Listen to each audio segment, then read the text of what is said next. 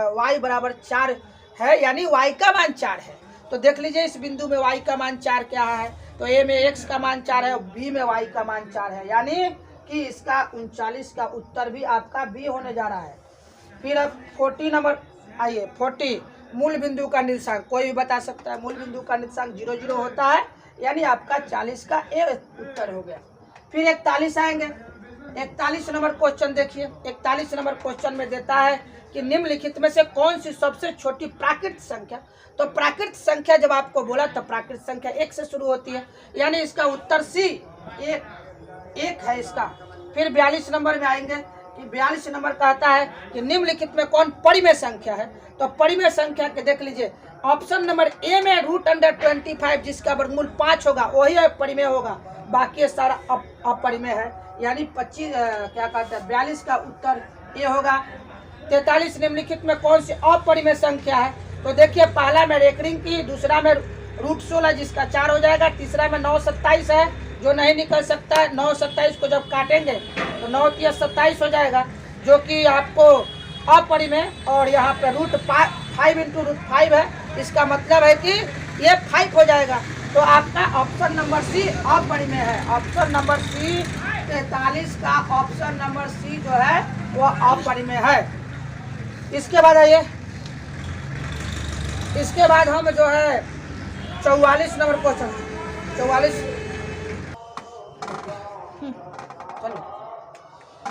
44 number question आपको देखना है। तो 44 नंबर क्वेश्चन में कहता है कि यदि P और Q दो अभाज्य संख्या हो तो उसका मसर। देखिए किसी भी दो अभाज्य संख्याओं का मसर बनाता है, इसमें कुछ सोचना नहीं है, यानी 44 का ऑप्शन नंबर ए सही है। 45 यहाँ पर दिया हुआ है आपको 1.13 रेकरिंग करेंगे तो आपको इसको जब बदलेंगे तो यहाँ पे आपको क्या कहते हैं 0.13 जब रेकरिंग होगा, इसको x मानेंगे तो फिर 100 से गुना करेंगे, 100 से गुना करेंगे तो फिर 131313 आ जाएगा।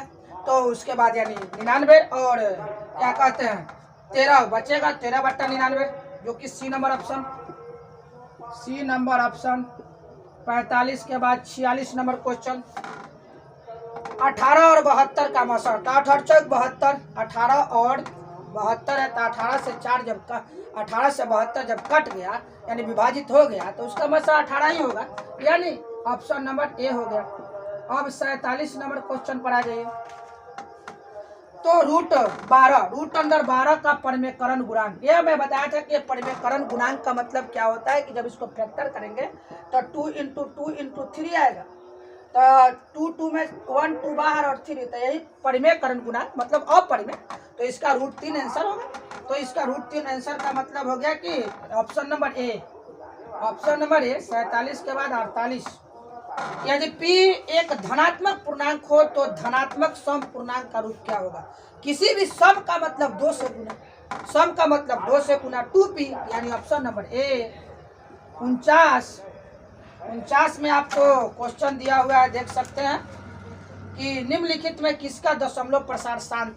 तो शांत अशांत देख लीजिए, हर किसका शांत पूछ रहा है, तो शांत इसमें सीधे नजर आ रहा है कि आपको डी नंबर ऑप्शन जो है जिसमें 18 दिया हुआ है 80, जिसके हर में 80 है वही शांत होगा, तो डी नंबर ऑप्शन इसका हो गया। 50 नंबर क्वेश्चन, निम्नलिखित में किसका दशमलव प्रसार अशांत। अशांत का मतलब कि 2 5 नहीं, 2 5 नहीं, तो आप देख सकते हैं कि सी नंबर ऑप्शन में 121 है, जिसको हम फैक्टराइज करेंगे तो 11 × 11 आएगा, वो इसका अशांत हो गया। आप देखिए क्वेश्चन बड़े बड़े दिए हुए हैं कि त्रिभुज ABC समरूप त्रिभुज PQR क्षेत्रफल दोनों का अनुपात दिया हुआ है, एक भुजा मान 18 दिया हुआ है और दूसरे का 15 दिया हुआ है, तो PR का मान मांग रहा है। या PR का मान मांग रहा है, तो PR देख सकते हैं कि जो त्रिभुज ABC है, ABC और है उसके बाद है PQR, तो हमें PR का मान निकालना चाहिए, यानी PR चाहिए तो हमें AC से उसका मेंटेन धराना पड़ेगा, क्योंकि PR चाहिए तो AC हमें निकालना है। तो पहले सबसे पहले क्षेत्रफल का अनुपात दिया हुआ है, तो पहले भुजा का अनुपात रूट चाहिए, तो 9/4 को करेंगे तो 3/2 आ जाएगा, जो कि एरिया का अनुपात होगा, ये आपके साइड का अनुपात होगा। तो साइड यानी AC, तो AC का मान तो हमें पता नहीं है, तो AC का मान नहीं पता है तो हमें AB और BC का पता है। AB और BC पता है और हमें चाहिए PR का मान, PR यानी ये PR है और हमें दिया हुआ है किसका मान, AB और BC का मान दिया हुआ है। तो इसमें क्या किया जाए कि PR का मान निकालना है तो हमें AC का मान चाहिए। तो ऐसा हो सकता है इसका फॉर्मूला, एरिया जो हो जाएगा एरिया का अनुपात स्क्वायर भुजाओं के वर्गों के अनुपात के सब। 52 नंबर क्वेश्चन देखिए। 52 नंबर क्वेश्चन में हम लोग आते हैं कि लिखा हुआ है 52 में 52 में लिखा हुआ है आपको कि PR square is equal to PQ square plus QR square. अब आप जान लीजिए कि आपको मैट्रिक क्लास में एक पाइथागोरस थ्योरम पढ़ाई गई थी। पाइथागोरस थ्योरम में होता है कर्ण स्क्वायर बराबर लंब स्क्वायर आधार स्क्वायर। तो जब ये दो है तो लंब आधार है तो बेचारा यही कर्ण है और कर्ण है PR, तो PR के सामने का कौन कौन होगा, तो Q होगा, तो Q का मान 90 होगा। तो इसमें पूछ रहा है कि कौन क्या कहते हैं कौन Q का मान क्या है, तो 90 डिग्री, जो कि ऑप्शन नंबर डी में आपको 52 नंबर क्वेश्चन का ऑप्शन नंबर डी। 53 क्वेश्चन कहता है PQR में बिंदु S और T क्रमशः PQ, देखिए बहुत आसान है, लंबा चौड़ा क्वेश्चन दिया, 2 लाइन में लिखा, बनेगा एक मंत्र में। फिर बनता है PQR और इसका क्या कहते हैं S और T बिंदु PQ और PR, S और T PQ और PR पर इस प्रकार है कि ST समानांतर QR इसका समानांतर, ये दोनों आपस में पैरेलल है। फिर कहता है कि PS का मान x हो गया, फिर SQ का मान SQ का मान हो गया x प्लस 2, जबकि फिर दिया हुआ है कि TR का मान x माइनस 1 और x में, तो x का मान हमें ज्ञात करना है, जिसे x का मान हमें ज्ञात करना है। तो आपको इसमें 3 मान दे दिया, PS का मान, SQ, PT का मान है x प्लस 2 इसका मान है आपको SQ का मान है x माइनस 2। तो अब ये आसान है, आपका बहुत आसान है।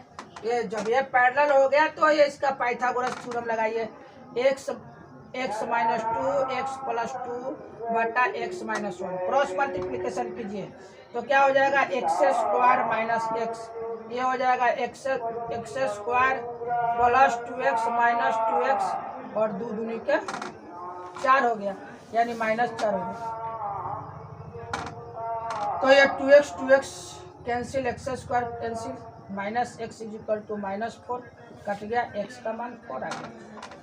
तो आपका ऑप्शन नंबर दिया हुआ है ए में, यानी कि 53 नंबर क्वेश्चन का ऑप्शन नंबर ए सही है। फिर आ जाइए 54 नंबर क्वेश्चन। 54 नंबर क्वेश्चन में त्रिभुज ABC में बिंदु D और E क्रमशः भुजा AB और AC की इस प्रकार है कि DE समानांतर BC, AD बट्टा DB का मान दिया हुआ है और AC का मान दिया हुआ है। पाइथागोरस थ्योरम यही है, इसमें A कर दीजिए, ये B कर दीजिए, ये C कर दीजिए और क्या कहते हैं उसको D और E कर देना है, यहाँ D और E कर दिया है। तो ये थेल्स थ्योरम है, क्योंकि दिया हुआ है कि DE समानांतर है आपको BC का, तो थेल्स थ्योरम इसमें भी लगेगा। तो थेल्स थ्योरम लगेगा तो इसमें AD बट्टा DB, वहाँ पर AD हो जाएगा और ये DB हो जाएगा, इज इक्वल टू AE हो जाएगा और EC हो जाएगा। तो इनका मान दिया हुआ है, यानी 4/5 इज इक्वल टू क्या कहते हैं AC का मान दिया हुआ है और AE का मान हमें पूछता है। तो AC का मान पूरा का मान दिया हुआ है हमें 18 AC का मान दिया हुआ है। तो x मान लेते हैं किसी एक को, मान लिया कि इसका x मान लेते हैं, AE का हम x मान लिया, तो इसका जो मान आएगा क्या आएगा 18 माइनस x आएगा। तो क्रॉस मल्टीप्लिकेशन कीजिए, 5x इज इक्वल टू 18 चौक 72 माइनस 4x, 18 चौक 72 माइनस 4x, तो इधर 5x plus 4x is equal to 72, 9x is equal to 72 यानी 9×8 = 72, x इज इक्वल टू 8 आ गया। यानी ये बेचारा 8 हो गया और ये हो गया 18 माइनस 8 यानी कि 10। चाहिए क्या आपको? यही का मान 8 आ गया, यानी 8 दिया हुआ है आपको option number A. Option number A यानी 54 का हो गया ऑप्शन नंबर ए। अब आइए 55। तो 55 में 6 सेमी त्रिज्या वाले वृत्त पर खींची गई 2 स्पर्श रेखाओं के बीच की दूरी। तो 6 सेंटीमीटर त्रिज्या के वाले वृत्त पर खींची गई 2 स्पर्श रेखाओं की बीच की दूरी तो 6 सेंटीमीटर त्रिज्या है, तो 6 दूनी 12, 6 हो जाएगा। समानांतर खींचा गया है, ठीक है, समानांतर है तो 6 6 12 हो गया, जो कि ऑप्शन नंबर सी में दिया हुआ है 54। देख सकते हैं इसको फिगर में, यहाँ खींचेंगे ऐसे समानांतर तो 12 हो जाएगा। फिर कहता है 56 नंबर क्वेश्चन में, 56 नंबर क्वेश्चन में कहता है किसी बाह्य बिंदु से वृत्त पर कितनी स्पर्श रेखाएं खींची जा सकती है, जो कि आपको उत्तर पता है 2 होता है ऑप्शन नंबर बी में। दी गई आकृति में देख लीजिए AOB बड़ा कोण। ये क्वेश्चन बार बार आपको एग्जाम में आता है और बहुत इंपॉर्टेंट क्वेश्चन है। बाह्य बिंदु से 2 स्पर्श रेखा खींची गई है, जो कि यहाँ से आपको यहाँ पे ये पूरा कोण का मान दे रखा है 113 यानी 130 दे रखा है, और पूछता है कि APB यानी इसका मान पूछता है। तो इसका मान पूछता है तो बहुत आसान है, ये 90 हो गया, ये 90 हो गया। तो भाई 90 और ये 90 180, 90 और 90 180 या 130, तो 0 9 2 18 3 21 2 1 3 यानी 310 हो गया। और ये देखिए तो क्वाड्रिलेटरल है, चतुर्भुज है, तो बेचारा 360 से बच गया, 360 से 310 हो गया 50। हमारा आंसर 50 आना है, जो कि आपको ऑप्शन नंबर बी, यह क्वेश्चन नंबर 57 और ऑप्शन नंबर बी दिया है इसका। फिर आइए हम चलते हैं आगे, कुछ ज्यामिति से बहुत आसान क्वेश्चन है। फिर 58 यानी 58 नंबर क्वेश्चन में चलेंगे।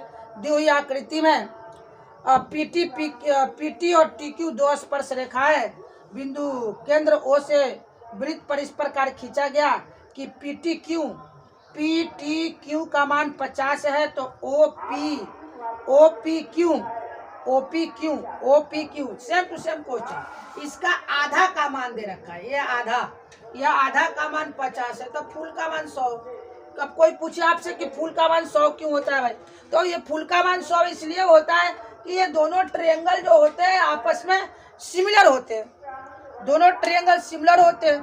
तो सिमिलर ट्रायंगल है तो एंगल बराबर होगा ही, तो जब बराबर है तो 50-50 100 हो गया भाई, 100 हो गया तो इसको ये 90 हो गया, ये भी 90 हो गया, तो 90 180 और यहाँ पर 100 जोड़ दीजिए, तो 100 जोड़ दीजिए तो कितना हो गया भाई 280 हो गया, 180 और 280।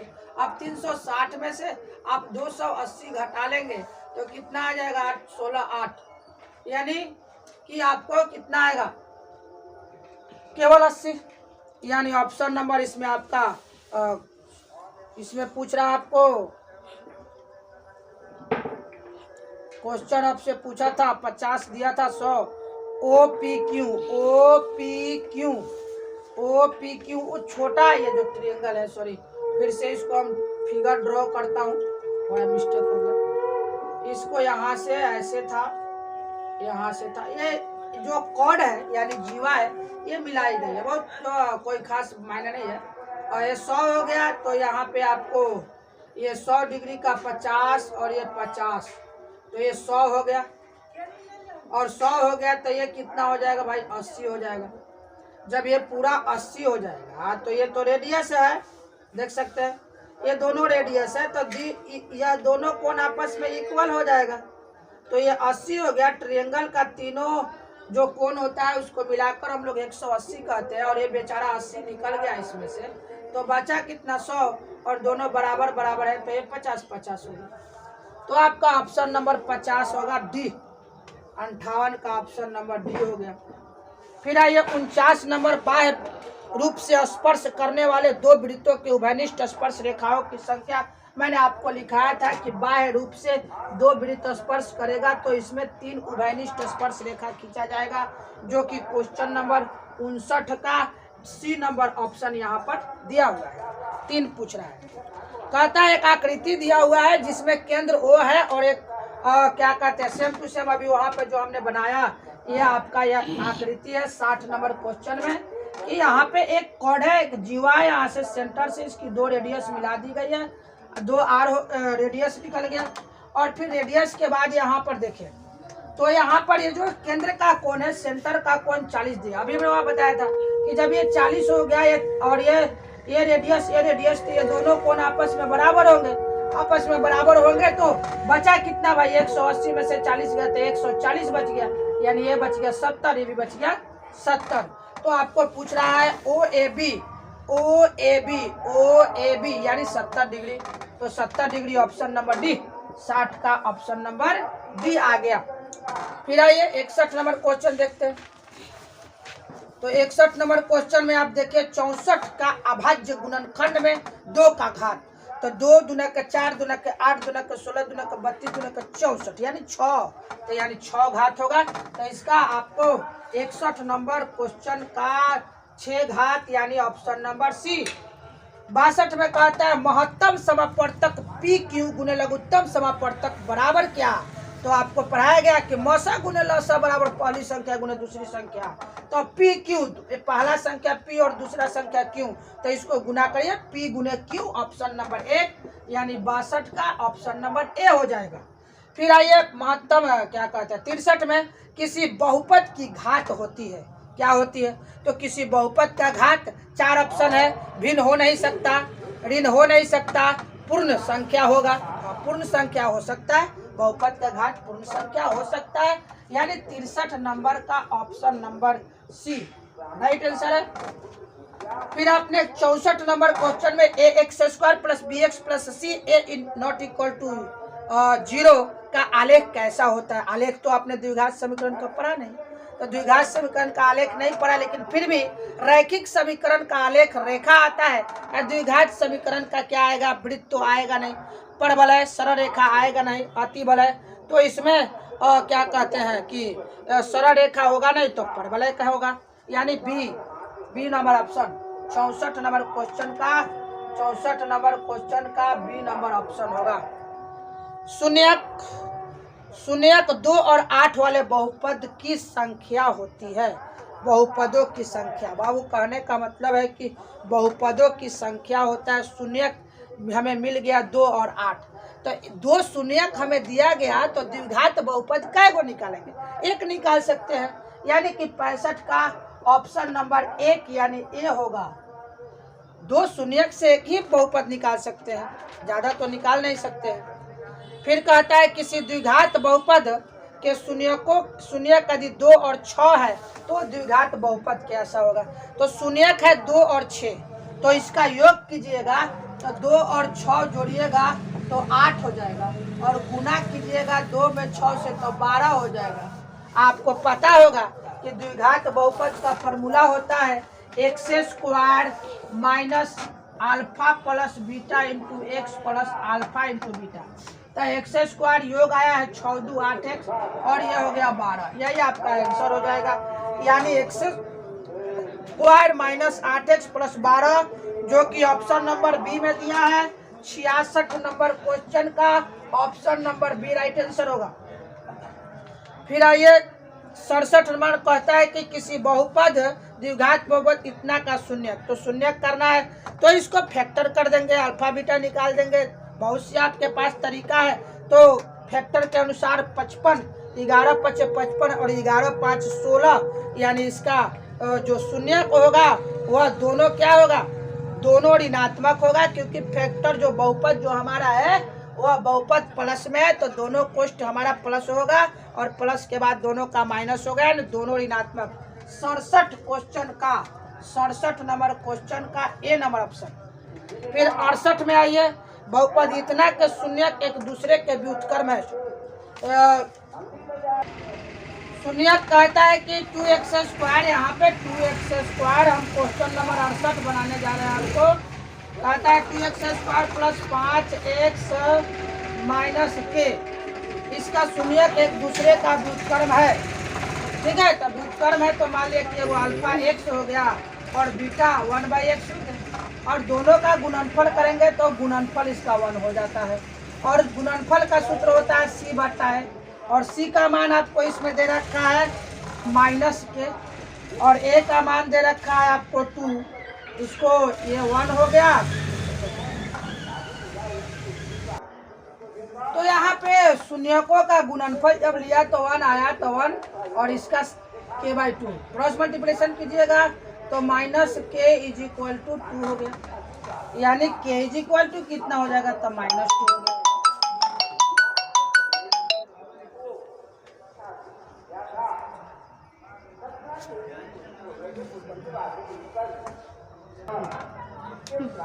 तो इसमें आपका ऑप्शन 2 पूछा है, तो इसको -b यानी बी नंबर ऑप्शन 68 का बी नंबर ऑप्शन में आपको दिया हुआ है -2। आइए 69 नंबर क्वेश्चन में एक बहुपद दिया है जिसका P1 का मान निकालना है। Px का मान दिया हुआ है और P1 का मान निकालना है, यानी जहाँ Px का मान दिया है x² प्लस 5x और -1 भर दीजिए, 1² 5 × 1 -12, तो 1 + 5 -12, तो यानी 6 -12 यानी -6 इसका मान आया, जो कि ऑप्शन नंबर सी 69 का ऑप्शन नंबर सी। 70 में आइए, समीकरण युग्म इतना का हल होगा, तो देख लीजिए इसका a1 का मान 2 है और इसका 12 है, इसका b1 का मान 4 और 6 है। 4 और 6 जब काटेंगे तो 1/6 और इसको 2/3, यानी a1 बट्टा a2 बराबर नहीं है b1 बट्टा b2, तो इसका एक हल होगा, यानी ऑप्शन नंबर बी हो जाएगा। 71 नंबर क्वेश्चन, 71 नंबर क्वेश्चन में आप आइए देखते हैं। यदि समानांतर श्रेणी का सामान्य पद, जो कि पीछे हम एक क्वेश्चन आपको सामान्य पद का बताया था कि सामान्य पद का मतलब होता है कि tn, तो tn का मान है 13 - 2n, 13 - 2n। अब सर्वांतर निकालना है, वहाँ a का पहला पद का मान निकालना था, तो 13 - 2 × 1, तो ये हो गया 13 से 2 चला गया तो 11 हो गया। फिर 2 भरेंगे तो 2 दूनी 4 जाएगा तो 9, और दोनों को घटा लीजिए यानी 2। तो यहाँ पर ऑप्शन नंबर सी 71 का ऑप्शन नंबर सी हो गया। 72 में आइए, समानांतर श्रेणी 126, 120, 114 यानी 6 कम होते जा रहा है का कौन सा पद शून्य होगा, यानी कहाँ जाके शून्य पहुँचेगा। तो tn का मान 0 हो गया, tn हमने माना, और a का मान 126 और n-1 × d, तो ये -126 इधर चल गया, n का मान हमें चाहिए और d का मान घटते क्रम में है, असेंडिंग ऑर्डर में है, तो d का मान -6 हो जाएगा, -6। तो यहाँ पर आपने देखा कि 126 -7 + 6 इधर जाएगा, +6 करेगा, -6 और ये -6n, तो ये -6 × 6 12 यानी 32, -132 = -6n, माइनस से माइनस खत्म, 6 से 6 दूनी 12, 6 दूनी 12 यानी 22, यानी 22वां पद हमारा 22वां पद शून्य होगा, यानी कि 22वां पद शून्य होगा, यानी 72 नंबर का क्वेश्चन सी नंबर ऑप्शन। फिर आइए 73 में, 73 में कहता है त्रिभुज ABC में कोण B = 60 डिग्री, AB का मान 12, BC का मान 5, AC का मान 13 दिया हुआ है, तो साइन C का मान निकालना है। त्रिकोणमिति से आपका क्वेश्चन है A B C। अब कहिएगा कि B का मान 90 है, फिर आपको AC का मान 13 दे रखा है, AB का मान 12 दे रखा है और BC का मान 5 दे रखा है। फिर कहता है साइन C के लिए, थीटा के लिए ये B हो गया, ये P हो गया और ये H हो गया, और साइन का सूत्र आप जानते होंगे P/H यानी 12/13। ऑप्शन नंबर आपको सी लगेगा। फिर 74 नंबर क्वेश्चन हम देखते हैं। तो 74 नंबर क्वेश्चन में आपको दिया है कि cos थीटा बराबर p, तो tan थीटा का मान क्या है? cos थीटा का मान p है, तो tan थीटा का मान बहुत आसान, tan थीटा का मान sin थीटा बटा cos थीटा होता है। cos थीटा का मान तो हमें p मालूम ही है, और sin थीटा का फॉर्मूला 1 माइनस cos थीटा का formula 1 minus sin square theta, यानी कि √1 minus P square sin square का बटा p। तो देख लीजिए ऑप्शन आपका कहाँ है, 1 माइनस पी स्क्वायर, ए नंबर 74 का आपको ए आ गया, 74 का ए आ गया। 75 में 1 बाई साइन थीटा मांग रहा है, बहुत आसान, 1 बाई साइन थीटा का सूत्र कॉसेक थीटा, यानी 75 का बी नंबर ऑप्शन।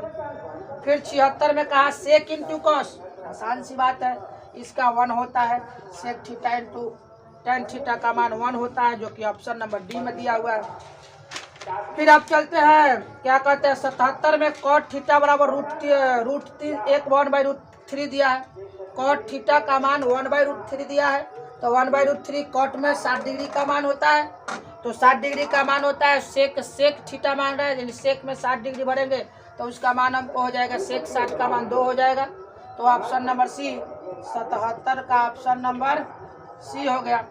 78 ए बराबर 45, तो साइन ए कॉस ए, तो ए का मान 45 हो गया, तो साइन 45 और प्लस कॉस 45, यानी 1/√2 और 1/√2 एलसीएम लेंगे तो 2 ऊपर हो जाएगा, √2 काट देंगे तो इसका आंसर √2 हो जाएगा, जो कि ऑप्शन नंबर ए में दे रखा है, यानी 78 का ऑप्शन नंबर ए हो गया। फिर 79 में आ जाइए, 2 sine alpha equal to 2 sine alpha equal to 2 cut गया, बचा कितना 1, यानी साइन अल्फा इक्वल टू 1, तो अल्फा साइन 1 का मान यानी साइन 90 का मान 1 होता है, तो अल्फा का मान कितना हो गया 90 डिग्री, यानी कि option number D, option number D हो गया। फिर 80 में आपको बहुत पहले बताया जा चुका है कि tan का उल्टा कॉट होता है, और दोनों एंगल जोड़ करके 90 पूरा है, यानी 69 और 21, तो उसका वैल्यू 1 होगा, तो 80 का